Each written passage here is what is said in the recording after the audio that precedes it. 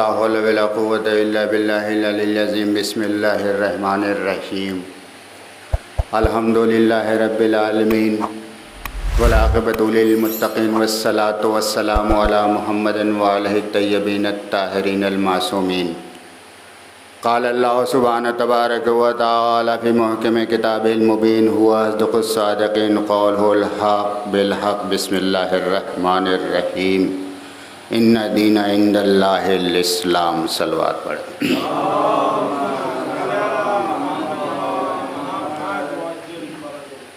پروردگار عالم، کائنات کا رچیتا، انبیاؤں کا بنانے والا، آسمانوں کا شامیانہ تننے والا، زمین کا فرش بچھانے والا، دریاؤں کو بنانے والا اور دریاؤں میں کشتیوں کا رواں دواں کرنے والا، ہم سب کا پالنہارا پروردگار عالم اپنی پاک و پاکیزہ کتاب قرآن المجید فرقان الحمید میں ارشاد فرما رہا ہے ان دین عند اللہ الاسلام. اگر خدا کے نزدیک، اگر اللہ کے نزدیک، اگر پالنے والے کے نزدیک، اگر رب کے نزدیک، اگر عز و جل کے نزدیک اگر کوئی دین ہے تو وہ دین اسلام ہے. اور اس دین کو اللہ نے جب مرتب کیا، ایک اسٹرکچر اس کا جب بنایا، تو اس کو زمین پہ بھیجنے کے لیے الگ الگ کردار بھی منتخب کیے، جو کبھی آدم کی شکل میں آئے، جو کبھی شیش کی شکل میں آئے، جو کبھی نوح، کبھی عیسیٰ، کبھی موسیٰ، کبھی ابراہیم، اور کبھی ختم المرتبہ رسول اکرم تاجدار انبیاء صلی اللہ علیہ وسلم.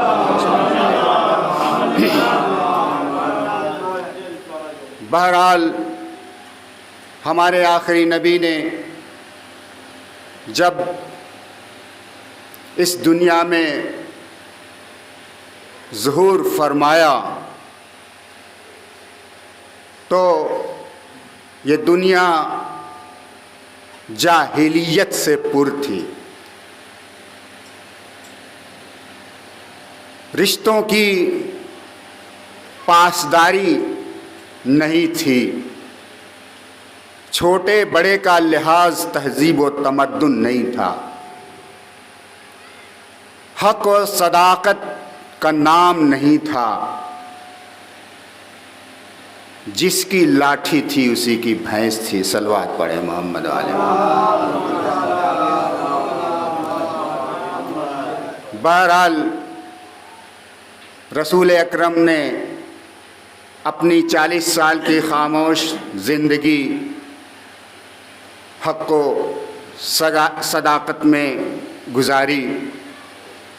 جب صادق و امین کا لقب پا لیا تو 40 سال کے بعد حکم آیا وانذر عشیرتک الاقربین. بہرحال وہ تکلیفیں ہمارے تاجدار انبیاء نے اسلام کو پھیلانے کے لیے اٹھائی، جو تاریخ میں رقم ہے، آپ بہتر جانتے ہیں. اور جب مکے میں رسول اکرم کا رہنا دشوار ہو گیا، ایک وقت ایسا آیا کہ آپ کے سرپرست محسن اسلام جناب ابو طالب اس دنیا سے رحلت کر گئے. جب تک ابو طالب علیہ السلام مکے میں زندہ تھے،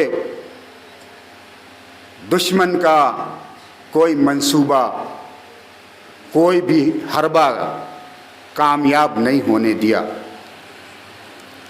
جیسے ہی محسن اسلام اس دنیا سے رخصت کرتے ہیں، طاغوتی طاقتیں سر بلند کر لیتی ہیں، طرح طرح کے منصوبے بنائے گئے، کبھی لالچ دیا گیا، کبھی تخت و تاج کا پیش کیا گیا، کبھی ثروت و دولت پیش کی گئی۔ اس کے جواب میں رسول اکرم نے کیا کہا کہ اگر تم میرے ایک ہاتھ پہ چاند دوسرے پہ سورج بھی رکھ دو تو میں اب عبادت الہی سے غافل نہیں ہوں گا۔ صلوات پڑھے محمد والے۔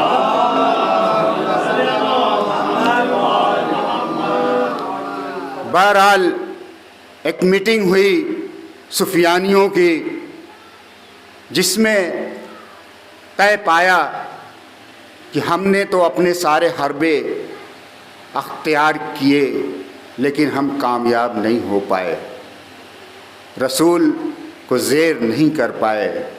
رسول نے کہا کہ ایک پروردگار کی اطاعت کرو، ہم اس کا جواب نہ لا سکے۔ رسول سے ہم نے طرح طرح کے مطالبے کیے، طرح طرح کی ان کی اذیتیں دینے کی کوشش کی، ہم کامیاب نہیں ہوئے۔ آخر ہم لوگ کیا کیا جائے؟ کسی نے رائے دی کہ اب تو ابو طالب نہیں ہیں، کیوں نہ محمد کو قتل کر دیا جائے۔ پھر مجمع سے آواز آئی کہ بنی ہاشم بہت طاقتور ہیں، اگر محمد کو ہم قتل کر دیں گے تو ہمیں زندہ نہ چھوڑیں گے۔ کسی نے کہا کہ ایسا کرتے ہیں کیوں نہ پورے مکے والوں کو اس میں شریک کر لیا جائے، اور جب پورے مکے والے شریک ہو جائیں گے تو بنی ہاشم ہم پہ حاوی نہ ہو پائیں گے۔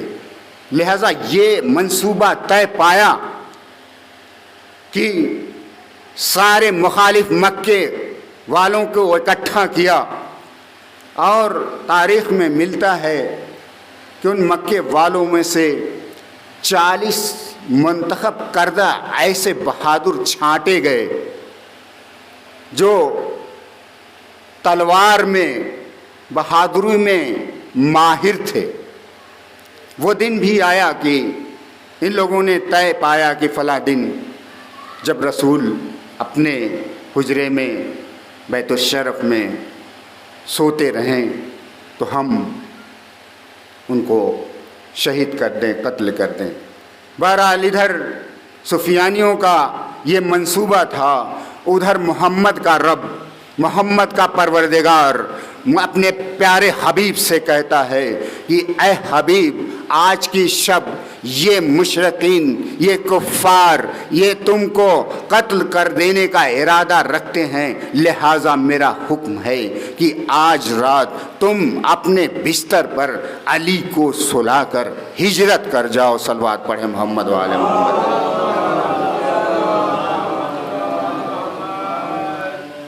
ایک اور صلوات۔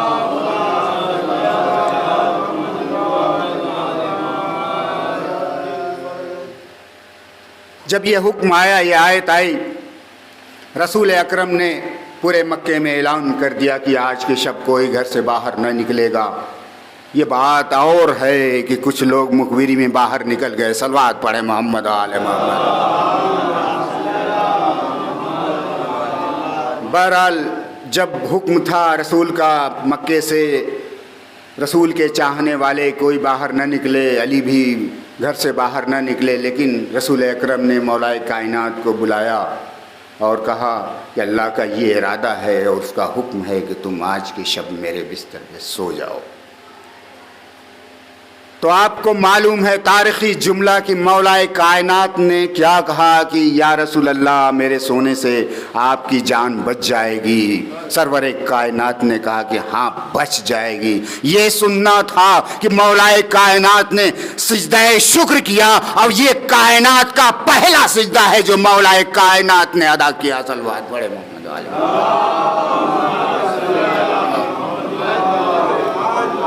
بہرحال ایک اور بات تھی کہ جیسا کہ آپ کو پتہ ہے کہ رسول اکرم سویا کرتے تھے تو کالی چادر اوڑھ کر کے سر سے پیر تک پورا اوڑھ کے سوتے تھے.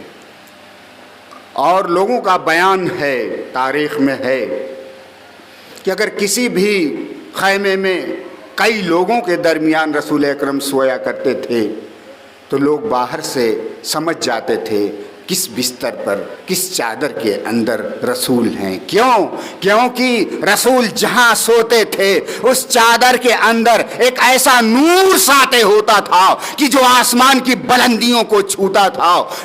تو ایسا وہ وسیع، ایسا وہ سونے والا اس بستر پہ ہونا چاہیے تھا، کیونکہ کوفے والا، ہر ایک کوفے کا فرد جانتا تھا کہ رسول اگر سوتے ہیں تو ان کی چادر کے نیچے سے نور ساطع ہوتا ہے.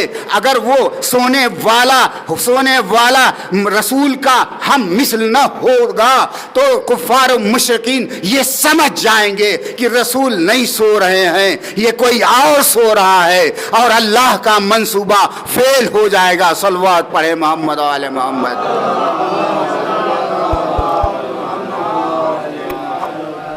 لہذا مولا کائنات سوئے. معلوم ہے آپ کو 40 منتخب کردہ ننگی تلواریں لیے ہوئے رسول اکرم کے گھر کا محاصرہ کیے ہوئے رات بھر کھڑے تھے، اور یہ تھا ان کا ارادہ کہ جیسے ہی صبح ہوگی ایک شخص جائے گا اور چادر کا پلو ہٹائے گا، بقیہ لوگ محمد کو شہید قتل کر دیں گے. لیکن میں پوچھتا ہوں، لوگوں کا اعتراض بھی ہے کہ علی تو کبھی سوتے ہی نہیں تھے، اور علی نے کہا کہ شب ہجرت میں ایسا سویا کہ زندگی بھر مجھے ویسی نیند نہیں آئی. تو لوگوں کا اعتراض ہے ایسے کیسے ہو سکتا ہے جس کے سر پہ 40 تلواریں لٹکی ہو وہ ایسا سو سکے. لیکن میں ان کا جواب دوں گا کہ وہ علی تھا. کوئی مولوی ہوتا تو ضرور اس کو نیند نہیں آتا، کیونکہ وہ تو علی تھا. وہ جانتا تھا کہ رسول کی اطاعت کس کا نام ہے، وہ جانتا تھا کہ کون کہہ رہا ہے. طٰہٰ کہہ رہا ہے، یاسین کہہ رہا ہے، مزمل کہہ رہا ہے، مدثر کہہ رہا ہے. وہ کہہ رہا ہے کہ جس کی زبان پر وحی کا تالا ہے، جب تک وحی پروردگار نہ ہو جائے اس کی زبان جنبش نہ کرتی. تو وہ حبیب کہہ رہا ہے کہ علی سو جاؤ اور صبح اٹھ کر کے ان امانتوں کو ان امینوں تک پہنچا دینا.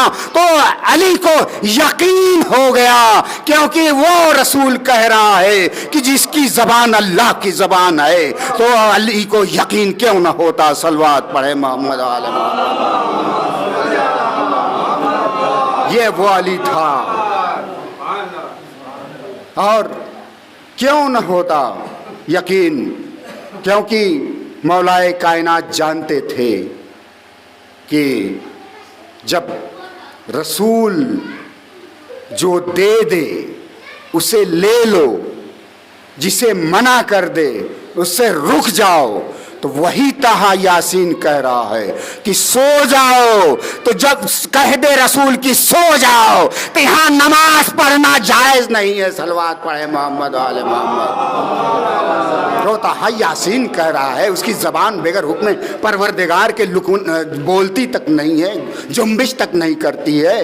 وہ رسول کہہ رہا ہے. لیکن بہرحال اعتراض کرنے نہیں، کچھ تو پریشان ہوئے ہوں گے، کچھ تو بے چین رہے ہوں گے. لیکن جنہوں نے علی کو نہیں سمجھا انہوں نے یہی سمجھا. لیکن یہ پروردگار کی ایک خاصیت ہے کہ جسے کبھی نیند نہیں آتی، جسے کبھی اونگ نہیں آتی. اور یہی سب دیکھ کر کے تو نصیری اپنا خدا مان بیٹھے. صلوات پڑھے محمد آل محمد. راتوں کو علی جاگے تو خالق نے یہ سوچا، راتوں کو علی جاگے تو خالق نے یہ سوچا، فرش شب ہجرت تو بچھانا ہی پڑے گا. راتوں کو علی جاگے تو خالق نے یہ سوچا فرش شب ہجرت تو بچھانا ہی پڑے گا. چھن جائے نہ مجھ سے یہ میری وصف الہی، ایک شب کے لیے اس کو سلانا ہی پڑے گا. ایک شب کے لیے، ایک شب کے لیے اس کو سلانا ہی پڑے گا. علی جانتا تھا کہ اطاعت رسول کا کیا نام، اطاعت رسول کسے کہتے ہیں. صلوات پڑھے محمد و آل محمد.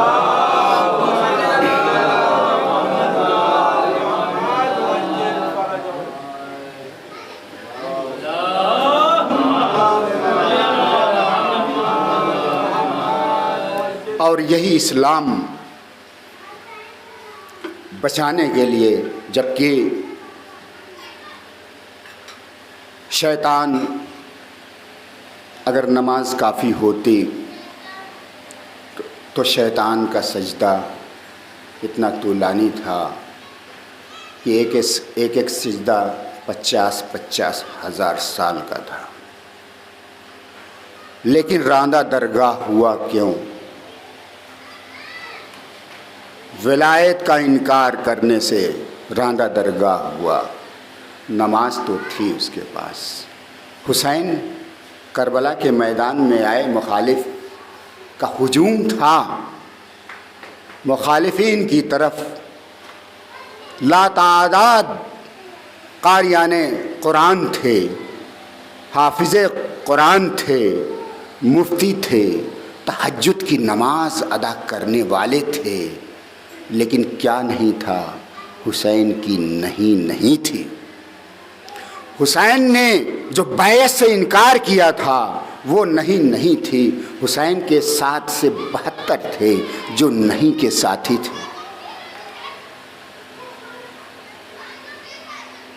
تو یہی دین بچانے کے لیے سرور کائنات نے اپنی پوری زندگی صرف کی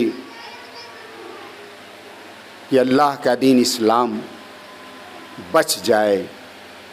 اور اسی دین کو بچانے کے لیے رسول اکرم نے ہجرت بھی کی اور نواسۂ رسول نے بھی ہجرت کی دین اسلام کو بچانے کے لیے. لیکن رسول کی ہجرت ایک شہر سے دوسرا شہر بسانے کے لیے تھی، لیکن نواسے کی ہجرت شہر سے جنگل بسانے کے لیے تھی. نانا کا نواسا حسین 28 صفر کو مدینے سے کربلا کے لیے روانہ ہوا. نانا کی قبر پہ آیا، کہا نانا خدا حافظ. نانا جنگل میں دل کے پاروں کی بستی بسائے گا. نانا حسین ابن مدینے میں آئے گا. نانا میں تو نہیں آؤں گا، لیکن میری بہن زینب کے بازو میں بندھی ہوئی رسن کے نشان کو سمجھ لیجئے گا کہ ہم پہ کتنے مصائب ڈھائے گئے. اس کے بعد امام حسین اماں فاطمہ کی قبر اطہر پہ تشریف لاتے ہیں اور کہتے ہیں اماں خدا حافظ، میں جا رہا ہوں نانا سے طفلی میں کیے ہوئے وعدے کو نبھانے کے لیے. نانا اماں اس وقت دعا کرنا جب میں کڑیل جوان کے سینے سے برچھی کا پھل نکالوں. اماں اس وقت دعا کرنا میرے حق میں کہ جب میں 6 ماہ کا ششماہا علی اصغر کے گلے سے تیر کھینچوں. اماں خدا حافظ اس وقت دعا کرنا کہ جب میں اون محمد کے جسم کے ٹکڑوں کو ابا کے دامن میں سمیٹوں.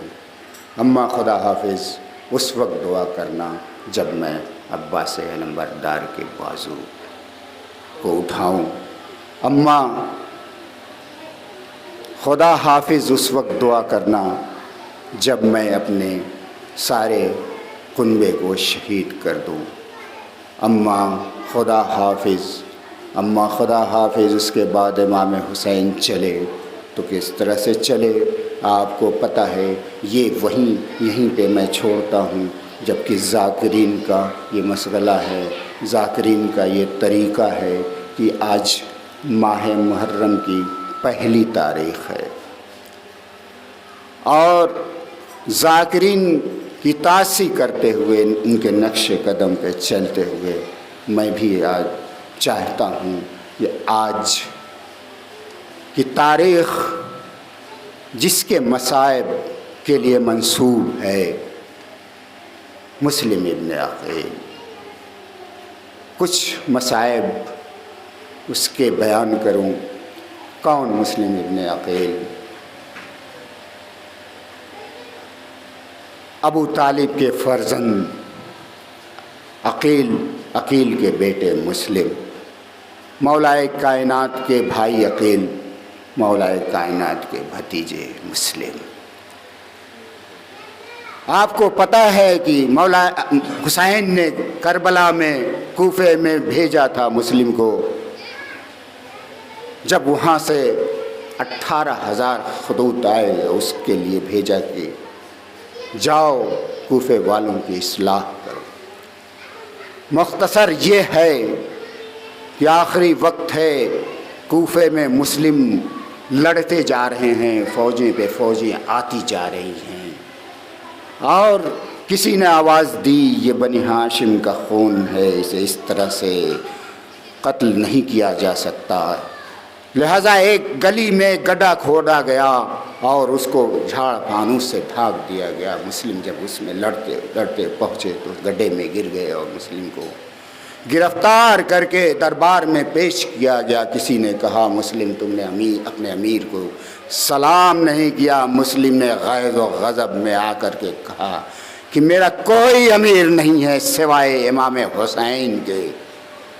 یہ سننا تھا کہ گورنر نے اعلان کیا کہ تمہیں قتل کرنے کی سزا دی جاتی ہے، اور تمہاری کوئی خواہش ہے تو بتاؤ۔ مسلم نے کہا کہ میرے اوپر کچھ قرض ہے، میری زرہ بیچ کر کے اس قرض کو ادا کرنا، اور کوئی اگر اس دربار میں صاحب ضمیر ہے تو میرے آقا حسین سے پیغام کہہ دے کہ آقا کوفے نہ آئیے گا، یہ کوفہ اب وہ کوفہ نہیں رہا۔ اور اس کے بعد کہا اور کوئی وصیت ہے تو بتا۔ مسلم نے سامنے پانی کی سراہی دیکھی اور کہا کہ مجھے پانی ہو سکے تو پلا دو۔ ایک آب ظرف لایا گیا مسلم کے سامنے، مسلم کی پیشانی سے خون آلودہ تھا، دندان مبارک سے خون آلودہ تھا۔ جیسے ہی مسلم نے پانی کا پیالہ دہن میں لگایا، ارے پانی مصاب ہو گیا۔ مسلم نے پانی کو پھینکا، دوسری مرتبہ پانی کا پیالہ لایا گیا، دوسری مرتبہ پانی مصاب ہو گیا، تیسری مرتبہ جب لایا گیا اور پانی جب مصاب ہو گیا تو مسلم کہتے ہیں کہ میرے آقا حسین کو لگتا ہے یہی منظور ہے کہ میں پیاسا شہید کیا جاؤ۔ بہرحال مسلم کی ہتھکڑیاں توڑی گئی، اور اس کے بعد مسلم کے ہاتھ پسے گردن باندھے گئے، دار الامارہ کی سیڑھیاں چڑھایا لے جایا گیا۔ ادھر امام حسین منزل کربلا میں ہے، منزل سالبیہ پر امام حسین کا جب قافلہ پہنچا، ایک بیک امام حسین نے عباس کو بلایا، قافلے کو روکنے کا حکم دیا گیا۔ جب قافلہ روک دیا گیا، حسین نے کہا عباس مصلی لاؤ۔ حسین نے مصلی بچھایا، ارے دو زانو ہو کر کے کوفے کا رخ کر کے مصلی پر بیٹھے ہی تھے۔ کچھ دیر کے بعد مولا امام حسین کھڑے ہوتے ہیں اور کہتے ہیں علیک السلام یا ابن سفیرۃ الحسین، علیک السلام یا ابن اے میرے سفیر، اے میرے چچا کے بیٹے، تم پہ سلام ہو۔ اور یہ سلام کی آواز جیسے ہی ثانیہ زہرا فاطمہ کی مثال زینب کبریٰ تک پہنچتی ہے تو خیمے سے عباس کو بلاتی ہیں، ارے بھیا کو بلاؤ، آخر یہ کس کو امام میرے بھائی نے سلام آخر کہا ہے؟ ارے امام حسین نے عباس کو بلایا، زینب کو بلایا، مصلی پہ بٹھایا، اعجاز امامت کا ہاتھ چہرے پہ پھیرا اور کہا دیکھو زینب کچھ دکھائی دیا؟ زینب نے کہا بھیا ہاں ایک قیدی ہے جس کے ہاتھ پسے گردن باندھے ہوئے ہیں، وہ دارالامارہ کی سیڑھیاں چڑھتا جا رہا ہے، پیچھے جلاد ننگی تلواریں لیے ہوئے ہیں۔ ارے اتنے میں زینب نے دیکھا کہ وہ شخص دارالامارہ کی چھت کی دیوار پہ اپنی گردن رکھی۔ ارے زینب نے کہا بھیا حسین، ارے یہ میرا بھائی مسلم ہے، عباس کو کیا بلایا تھا؟ عباس کو اس لیے بلایا تھا کہ عباس کا مسلم سے دوہرا رشتہ تھا۔ ارے مسلم عباس کے چچا زاد بھائی بھی ہوتے تھے اور عباس کی بہن کے سہاگ بھی تھے۔ ارے زینب نے ایک قیامت خیز منظر دیکھا۔ کیا دیکھا کہ خوب دارالامارہ کی دیوار پہ مسلم نے سر رکھا اور پھر اٹھایا۔ ارے قاتل کہتا ہے مسلم شہادت تو تمہاری میراث ہے۔ مسلم نے کہا نہیں نہیں، میں نے شہادت کے خوف سے اپنی گردن نہیں اٹھائی۔ ارے میں اپنے آقا و مولا حسین سے آخری مرتبہ کہنا چاہتا ہوں مولا کوفہ نہ آئیے گا۔ ارے اس کے بعد کیا تھا؟ ارے ظالم کی تلوار چلی، ارے سر تن سے جدا ہوا، دارالامارہ کی چھت سے مسلم کا سر زمین پہ آیا۔ ارے عباس کو یہ منظر دیکھا نہ گیا۔ عباس نے کہا آقا جب مسلم کا سلام اتنی دور سے آ سکتا ہے تو میں چشم زدن میں کوفہ کیوں نہیں پہنچ سکتا؟ بہرحال عباس نے کہا آقا میرے بھائی کا سر پڑا ہوا ہے، ارے کوئی رونے والا نہیں ہے۔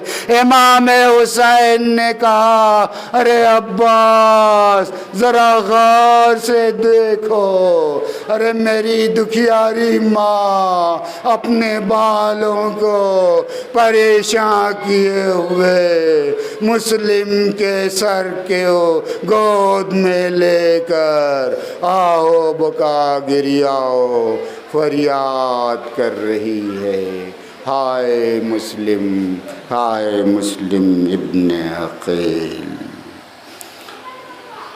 اللہم لن قتلت الحسین و صحابہ، اللہم لن قتلت الحسین و صحابہ، اللہم لن قتلت الحسین و صحابہ والباقۃ الحسین و صحابہ، اللہم اکتبنا من زوار الحسین واجعلنا من الباقین فی عزاء الحسین، اللہم اشرنا تحت اللواء الحسین، اللہم ادخلنا الجنۃ من باب الحسین برحمتک یا ارحم الراحمین۔ ماتم حسین۔